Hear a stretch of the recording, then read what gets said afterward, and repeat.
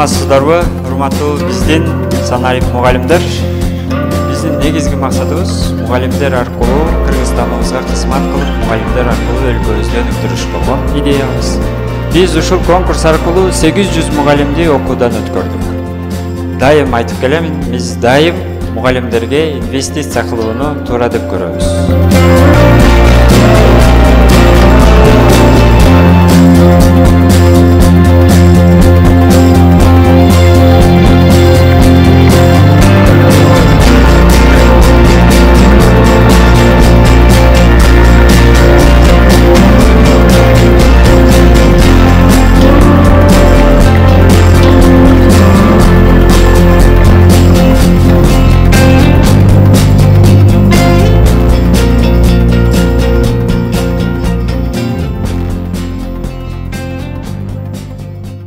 Санарип Академия окуу борборунун директору, Санарип мугалим конкурсунун уюштуруучусу Асылбек Мадалиев мугалимдер арасында мындай сынакты 3-чү рет өткөзүп жатышканын билдирет. Сынактын максаты жаңы технологияларды пайдаланып, окуучуларга кызыктуу сабак өтүүсүн камсыздоо. Биринчи жолу 2019-жылы уюштурулуп, ага 700гө жакын мугалим катышып, алардын ичинен 12 жеңүүчү мугалимди Туркия мамлекетине эс алууга жөнөтүшкөн. Ал эми Санарип мугалим Дубай сынагы да уюштурулуп, бүгүн жыйынтыгы чыкты. Азыр Санарип мугалим Дубай конкурсуна жалпы 280 мугалим катышты. Республика боюнча Ош облусунан 60, ар бир областта ар кандай 40-50. Бирок бардыгы информатик же технологияга жакын предметтер эмес. Тарбиячылар бар арасында. Анан биздин конкурстун жобосу дагы өзгөчө.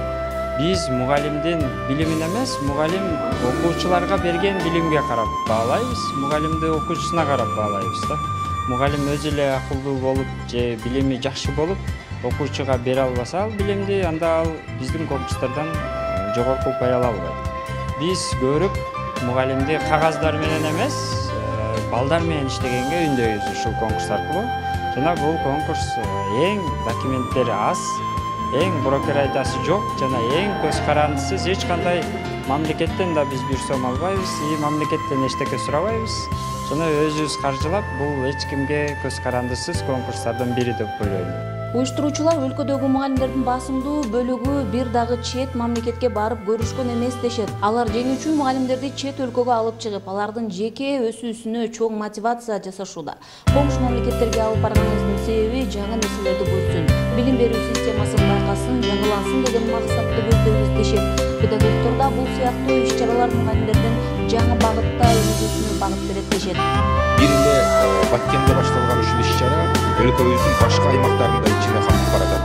Негизи мындай иш-аракеттер мугалимдердин чеберчилигин эле арттырбастан, алардын ишке болгон кызыгуусунун дагы күчөшүнө шарт түзөт. Бирок адилеттүү болсо жана түшүндүрүү иштери мыкты деңгээлде жүргүзүлсө. Себеби конкурста жеңүүчүлөр болот, анан жеңбей калгандар андан көбүрөөк болот да. Жеңбей калгандардын көңүлү калуу деген оорудан сактап калууну да кошо ойлонгон болсо, анда баардык эле конкурстар жакшы максатына жетет. Көп конкурстардын кыйындыгы ошол жеңилүүчүлөрдүн саны көптүгүнөн улам, жеңүүчүлөрдүн аз экендигинен улам гана айрым бир нааразылыктар жаратканда, жалпы жыйынтыгын алганда негизи шыктандыруучу иш-аракеттерден.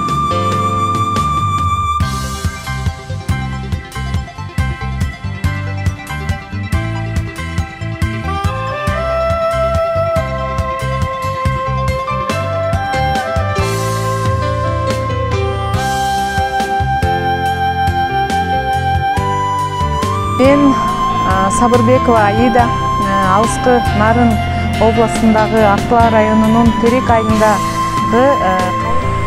Мен Нурматова Шарапат Таштемировна, Баткен шаарынын Кызыл Жол орто мектебинен ушу Санарип мугалимдери менен. Санарип мугалим!